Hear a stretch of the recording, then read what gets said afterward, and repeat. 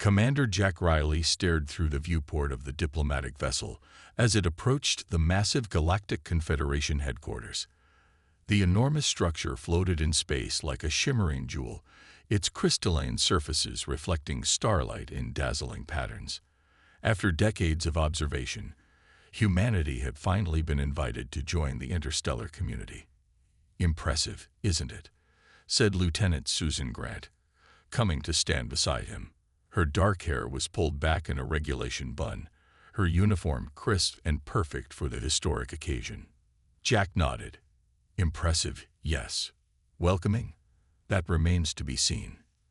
The year was 2157, and Earth had spent the last 15 years recovering from a devastating war that had nearly ended human civilization.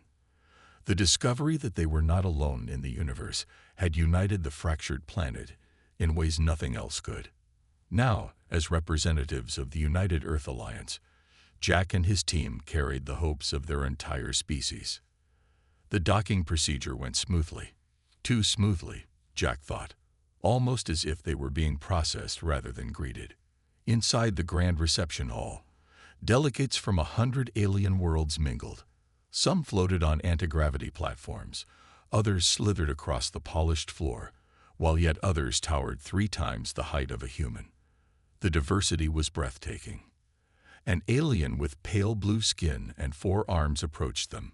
"I am Sorlin, Junior Diplomatic Liaison," it said through a translation device. "The Confederation welcomes Earth's representatives." "Thank you," Jack replied. "We're honored to be here. Your species has been classified as Category C." Sorlin continued, its voice flat and mechanical through the translator. "You will be assigned appropriate quarters and given limited access to Confederation facilities." Jack frowned. Category C. What does that mean? Developing species with limited technological advancement and minimal strategic importance, Sorlin explained without emotion. Your orientation materials will explain the details. The classification committee rarely makes errors. Before Jack could respond, Sorlin had already turned away to greet another delegation. The humans exchanged concerned glances. "Did we just get brushed off?" Susan whispered. "Seems that way," Jack replied quietly. "Let's not jump to conclusions. This is just our first day." But as the Earth delegation spent their first week in Confederation space, the pattern became clear. Their opinions were ignored during council meetings. Their questions received only the most basic answers. Other species either looked down on them with barely concealed disdain or simply ignored them completely. During a briefing about border security, Jack tried to raise concerns about unusual activity near the Arcturus sector. The council chair, a massive insectoid being, cut him off mid-sentence. "The human perspective is noted," the chair said dismissively. "However, your species lacks the context to properly understand galactic security matters. We will proceed with the agenda." Later, in their private quarters, Jack's team gathered to discuss their situation. "They see us as children," Susan said, frustration evident in her voice. "Primitives barely worth acknowledging. Or maybe just not worth fearing," Jack replied thoughtfully. "Think about it. Throughout human history, respect often came from power. They don't respect us because they don't fear us." "Should they fear us?" asked Communications Officer Ben Hayes. Jack stared out at the endless stars. "No, but they should respect us. And they will, eventually." None of them realized how soon that respect would be earned, or how high the cost would be.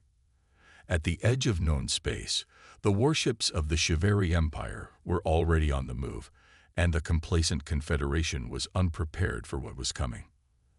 The humans, however, recognized the signs of impending conflict.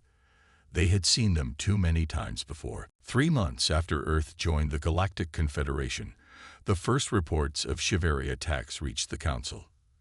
Commander Jack Riley sat with the other human representatives, watching as the alien council members argued among themselves. "The Chivalry have taken control of the Proxima outpost," announced High Counselor Zeet, his tentacles waving in agitation. They claim it was an unauthorized action by a rogue commander. They always say that, muttered Jack to Susan. Classic invasion strategy. Test the waters, deny responsibility, then push further when there's no real pushback. The enormous council chamber buzzed with worried conversations. Holograms showed the burning outpost and the sleek, predatory shapes of Chivalry warships. The Chivalry themselves never attended council meetings, claiming they were independent allies rather than full members of the Confederation. We must send a diplomatic team to discuss this unfortunate incident, suggested a delegate from the Orcs collective, a species known for their caution. Jack couldn't stay silent any longer. He stood up, knowing he was breaking protocol.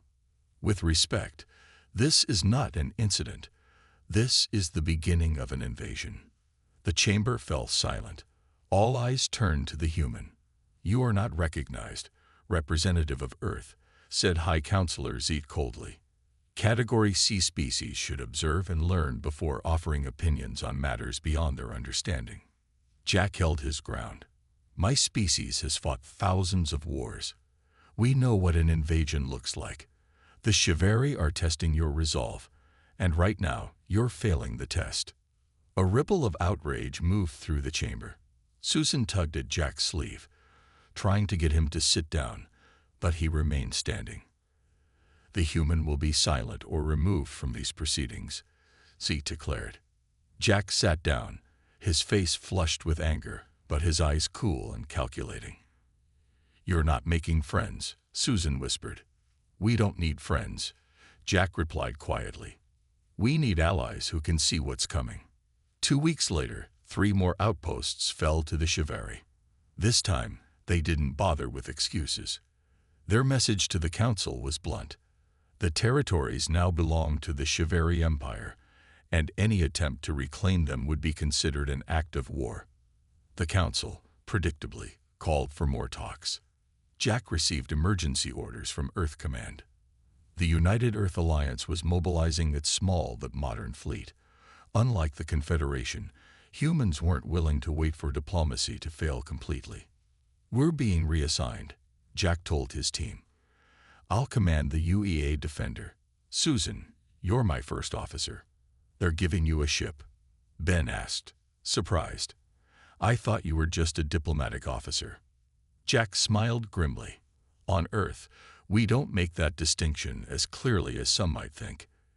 Every officer is trained for combat. The Defender was small compared to the massive Confederation vessels, but it was fast and armed with Earth's most advanced weapons. The crew was entirely human, which suited Jack perfectly. They understood what was at stake. As they prepared to depart from the Confederation station, a tall, crystalline alien approached them in the docking bay.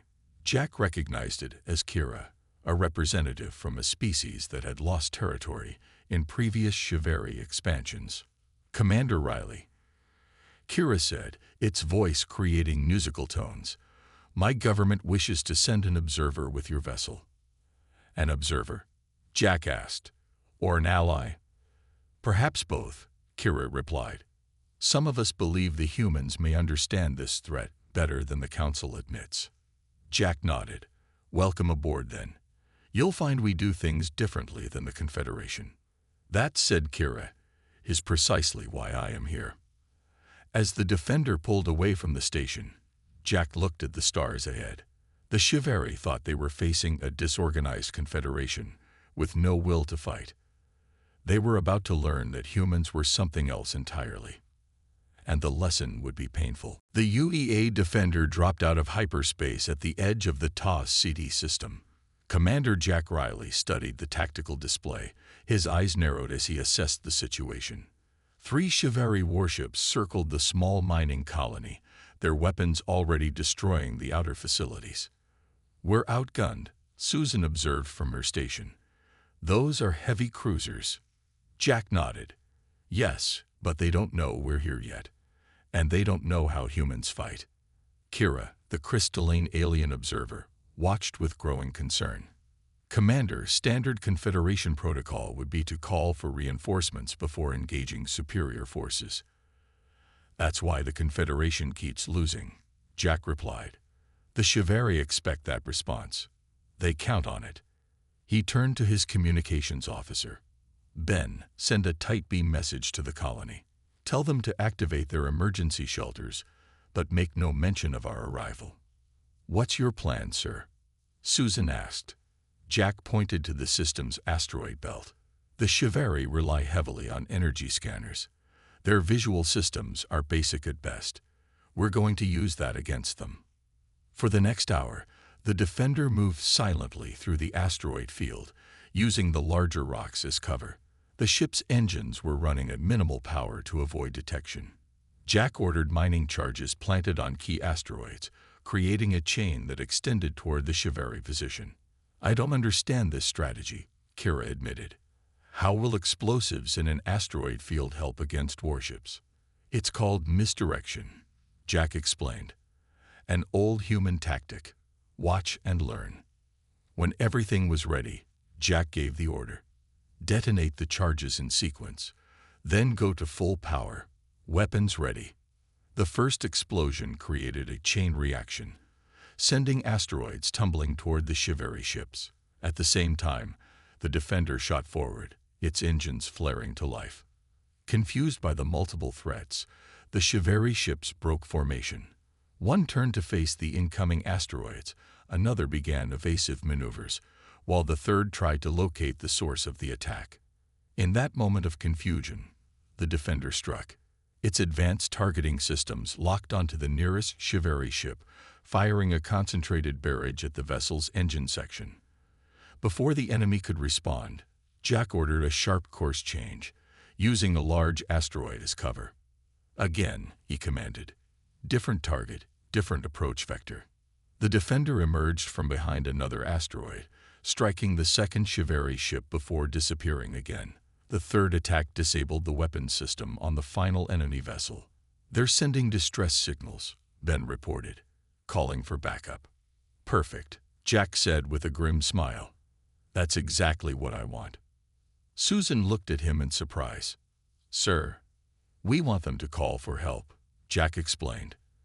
Because that means we've changed from an annoyance to a threat. When 6 more Chivalry ships arrived hours later, they found their damaged comrades, but no sign of the attacker. The mining colony was intact, its people safe in underground shelters. The Defender had already left the system, leaving behind only confusion and fear. I've never seen such tactics, Kira said later as they headed toward their next target. One small ship should not have been able to challenge 3 Chivalry cruisers. Size isn't everything, Jack replied. Neither is technology. The Chivalry fight with overwhelming force because they've never needed to be clever. Humans learned warfare the hard way, fighting enemies who were often stronger than us. You fought each other, Kira observed. Jack nodded, which meant we had to outthink enemies who knew us well. The Chivalry have never faced an enemy who thinks like we do. News of the Defender's success spread quickly. Other human ships adopted similar tactics across Confederation space. Small, fast attacks followed by quick retreats, never engaging directly unless the advantage was clear, always striking where least expected. For the first time, the Chivalry advance slowed, and for the first time, the Confederation began to look at humans differently. Commander Jack Riley stood before a large holographic map in the war room of Outpost Delta 9. 6 ship captains, 3 human and 3 alien, gathered around him. The atmosphere was tense but focused. The Chivalry are adapting to our hit-and-run tactics, Jack explained, pointing to red markers showing enemy fleet movements. They've started traveling in larger groups and setting traps of their own. Then we need a new approach, said Captain Susan Grant, recently promoted to command her own vessel, the UEA Swift. Jack nodded. Exactly. And I believe I know what will work. The room fell silent as he outlined his plan. It was bold, perhaps even reckless, but no one could deny its potential. You want to attack their command center? Asked Kira, who now served as liaison between the human fleet and sympathetic Confederation forces. That's their most heavily defended position. "Which is why they won't expect it," Jack replied. "The Chiveri think like predators. They expect prey to run or hide. They don't expect prey to charge straight at them." Captain Zell, a reptilian commander whose world had been among the first conquered by the Chiveri, hissed softly. "My people tried a direct assault early in the war. We lost our entire fleet." "With respect, Captain," Jack said, "you attacked exactly as they expected. Head on, with full force. We're going to do something different." He zoomed in on the Chiveri command station, orbiting a gas giant called Goreth. The massive structure was surrounded by at least 30 warships at all times. "It's a fortress," Susan observed. "Every fortress has a weakness," Jack countered. "In this case, it's their own security protocols." For 3 days they planned. Jack insisted on studying every detail of Chiveri behavior, from their shift changes to their communication patterns. He found what he was looking for in their response to minor alarms. "They're efficient but rigid," he explained. "When a small problem arises, they send exactly the right amount of resources to deal with it, no more, no less. We can use that predictability against them." The attack began with a series of small disturbances at the outer edge of the Goreth system. Unmanned drones triggered sensor alarms. Automated beacons broadcast false distress calls. As Jack had predicted, the Chiveri dispatched small teams to investigate each incident. "They're spreading thin," Susan reported from the Swift. "Just as you said they would." Phase 2, Jack ordered. 3 merchant ships, actually disguised warships, approached the command station, broadcasting Chiveri identification codes obtained from previous skirmishes. At the same time, a focused electromagnetic pulse disrupted the station's long-range communications. "They've accepted the merchant ship's credentials," then reported from his position at communications. "We're in." Jack's expression remained serious. Now comes the hard part. The disguised ships moved closer to the station, then suddenly accelerated to attack speed. Before the Chiveri could react, they launched their payloads, not bombs, but specialized boarding pods containing elite human and alien soldiers. "Boarding teams have breached the outer hull," Susan reported. "Heavy resistance, but they're moving forward." Jack watched the tactical display, knowing that everything hinged on the next few minutes. If they could capture the command center intact, they would gain access to the entire Chiveri battle network. The fighting inside the station was fierce. The boarding teams moved methodically, using tactics the Chiveri had never encountered before. While alien soldiers attacked head-on, human teams moved through maintenance shafts and air ducts, striking from unexpected angles. "Central command secured," came the report 90 minutes later. "We have control of their systems." A cheer went up around the war room. Jack allowed himself a small smile before focusing on the next step. "Download everything," he ordered. "Then set the self-destruct sequence." As their ships retreated from the Goreth system, the massive Chiveri command station erupted in a blinding explosion. With it went the coordination center for the entire invasion fleet. For the first time since the war began, the Chiveri were in disarray. And for the first time, they began to fear humans. Admiral Jack Riley stood on the bridge of his new flagship, the UEA Intrepid. The promotion had come after the successful Goreth operation, along with command of the newly formed Joint Defense Fleet. Around him, officers from 6 different species worked together with a sense of purpose that would have been unimaginable just months ago. "Status report," Jack called. Susan, now his second-in-command, approached with a datapad. "All ships report ready, Admiral. The Confederation Council has finally authorized the counteroffensive." Jack nodded, his expression serious. The data stolen from the Chiveri command station had revealed the full extent of their invasion plans. 3 more major attacks were scheduled, targeting the core worlds of the Confederation. If those attacks succeeded, the war would be lost. "Open a channel to all ships," Jack ordered. When the communications officer signaled that the link was active, Jack addressed the fleet. His voice was calm but filled with conviction. "This is Admiral Riley. Today we move from defense to offense. The Chiveri believe this war is already won. They see the Confederation as weak and divided. They see humans as primitive newcomers not worth their concern. He paused, looking at the tactical display showing their assembled forces. Today they learn how wrong they are.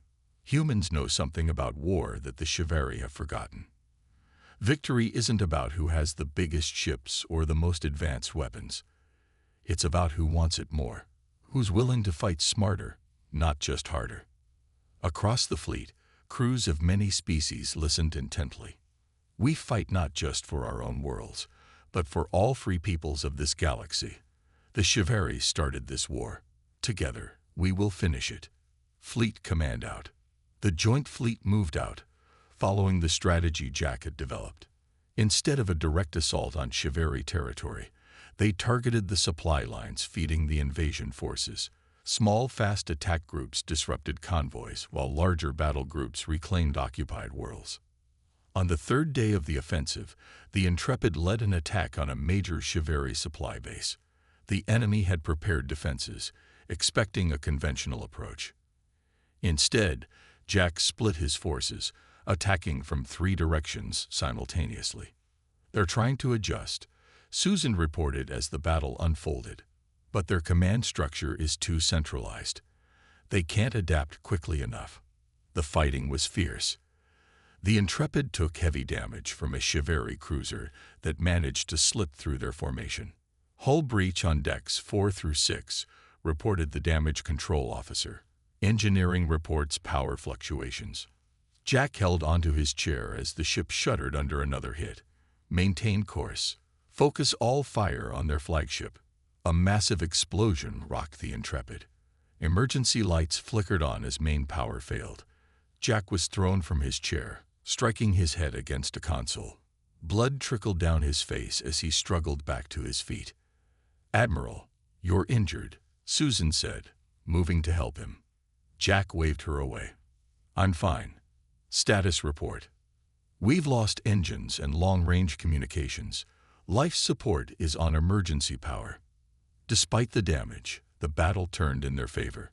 The Chiveri, unable to coordinate effectively without their command network, began to fall back. Within hours, the supply base was under Confederation control. In the aftermath, Jack stood in the Intrepid's medical bay, allowing a doctor to treat his head wound while he continued giving orders. "The Chiveri will regroup," he told his officers. "But they've lost their momentum. More importantly, they've lost their aura of invincibility." Kira, now serving as the official Confederation liaison, entered the medical bay. The crystalline alien's normally smooth surface showed stressed fractures from the battle. "Admiral Riley," Kira said formally, "the Confederation Council requests your presence at an emergency session." "My presence?" Jack asked, surprised. Category C species aren't typically invited to emergency sessions. Kira's surface rippled in what Jack had learned was amusement. "I believe, Admiral, that classification is being reconsidered." For the first time since the war began, Jack allowed himself to hope that victory might actually be possible. The Grand Council chamber of the Galactic Confederation had never been so crowded. Representatives from every member world had gathered for this emergency session. Admiral Jack Riley stood outside the massive doors, waiting to be called in. "Are you ready for this?" Susan asked, adjusting her formal uniform. Jack nodded. "As ready as I'll ever be." 6 months had passed since the counter-offensive began. The Chiveri had been pushed back to their original borders, but they remained dangerous. Now they had called for peace talks, claiming they wished to end the unfortunate conflict. "The Council is ready for you, Admiral," announced a blue-skinned aide. Jack took a deep breath and entered the chamber. The circular room was arranged in tiers, with the most powerful and respected species seated in the front rows. Humans had always been relegated to the back, barely visible during proceedings. Today was different. A space had been prepared in the center of the chamber. High Counselor Zeet, who had once dismissed Jack so easily, now beckoned him forward. "Admiral Riley, the Council recognizes your contributions to the war effort. You may address the Assembly." Jack walked to the center, feeling hundreds of alien eyes upon him. Among the observers, he noticed a delegation of HFY, tall, predatory beings with scaled skin and eyes that missed nothing. Esteemed representatives of the Confederation, Jack began, his voice steady. I stand before you not only as a human, but as someone who has fought alongside beings from dozens of worlds. Together, we have pushed back an invasion that threatened all our peoples. He paused, looking around the chamber. Now the HFY seek peace. They offer to return to their borders and end hostilities if we agree not to pursue reparations or restrictions on their military. Murmurs spread through the chamber. Many representatives nodded, clearly relieved of the prospect of peace. I understand the desire to end this conflict, Jack continued. Believe me, no one wants peace more than those who have been fighting. But peace without justice is merely surrender in disguise. The HFY delegation shifted uncomfortably. Throughout human history, we have learned this lesson repeatedly. When aggressors face no consequences, they simply wait for a better opportunity to strike again. The price of true peace is accountability. Jack turned directly to the HFY representatives. My species is young compared to most in this chamber. We've been dismissed as primitive, classified as unimportant. But we carry one advantage. We remember our mistakes. Humans have nearly destroyed ourselves through war many times. We know the pattern. His voice grew quieter, forcing everyone to listen more carefully. The HFY attacked because they did not fear consequences. They believed the Confederation would accept any terms rather than continue fighting. They never considered that humans might think differently. Jack pointed to a display showing worlds devastated by the invasion. These are not statistics. These are homes, families, entire civilizations damaged or destroyed. Justice demands more than a return to the status quo. It demands that those responsible face consequences. The chamber was completely silent now. If you accept these terms, you tell the HFY, and every other aggressive power watching, that invasion carries minimal risk, that you can attack peaceful worlds, kill millions, and simply walk away when the tide turns against you. Jack's voice grew stronger.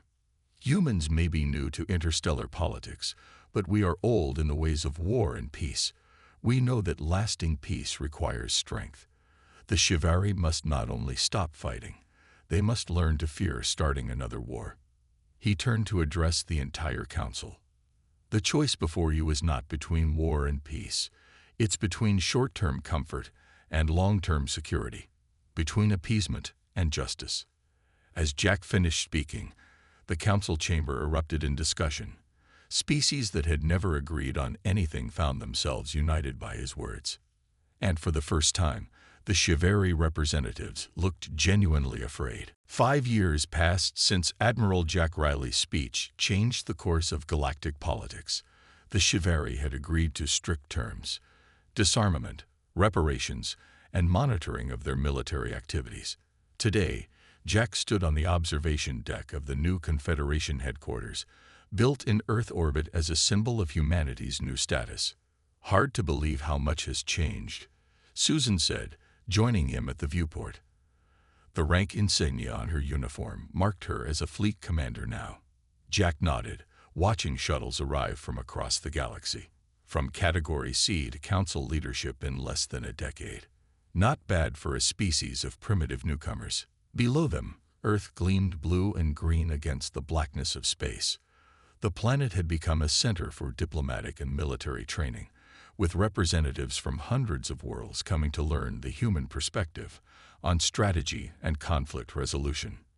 The new classification system goes into effect today, Susan reminded him. No more categories based on technology or age. All member species have equal standing. Jack smiled. That might be the most important victory of all. A soft chime announced a visitor. They turned to see Kira enter the observation deck, the crystalline alien surface now bearing the markings of a High Counselor. Admiral Riley. Kira greeted him formally. The council session begins in 30 minutes. As the human representative, your presence is requested. I'll be there, Jack promised. When Kira had left, Susan gave him a curious look. You never seem entirely comfortable with all this respect and recognition. Most people would enjoy it. Jack turned back to the viewport, watching Earth rotate slowly below. It's not about recognition. It never was. Then what was it about? She asked. Understanding, he replied. Humans weren't feared or respected because alien species didn't understand us. They saw our technology, our biology, our short history, and judged us by those standards alone. He gestured toward the stars. They missed what makes us different. Every species in the Confederation evolved in relatively stable environments. They developed technology before they faced true existential threats. While we nearly destroyed ourselves multiple times, Susan added. Exactly. Our history is filled with conflict and survival against impossible odds. We developed something they never needed. Unyielding determination in the face of defeat. Jack checked the time and straightened his uniform. The Chiveri thought they were facing a weak, disorganized enemy. What they actually encountered was a species forged through thousands of years of warfare, with the hard-won wisdom to know that peace requires strength. As they walked toward the council chamber, they passed representatives from dozens of worlds. Many nodded respectfully to Jack, some even stopping to offer greetings. Admiral Riley called a young Chiveri diplomat, approaching cautiously. Unlike the arrogant warriors of the past, this one moved with humble courtesy. May I speak with you a moment? Jack paused. Of course. I study your tactics during the war as part of my diplomatic training, the Chiveri said. There is one question that has never been answered. You could have continued the offensive and crippled our empire completely. Why did you advocate for peace when victory was within reach? Jack considered the question carefully. Because the goal was never conquest, he finally replied. Humans learned the hard way that victory isn't destroying your enemy. True victory is creating a peace that lasts. The Chiveri seemed to ponder this. My teachers say we never truly understood humans until it was too late. They say we should have feared you from the beginning. Jack shook his head. Fear isn't the lesson. Respect is. Not just for humans, but for all beings who value freedom and justice. As he entered the council chamber and took his place among the representatives of 100 worlds, Jack reflected on humanity's journey. They had arrived as strangers, dismissed and underestimated. They had proven their worth not through technology or biology, but through courage and wisdom. The Confederation had changed. The galaxy had changed. And it had all begun because one human refused to be silenced.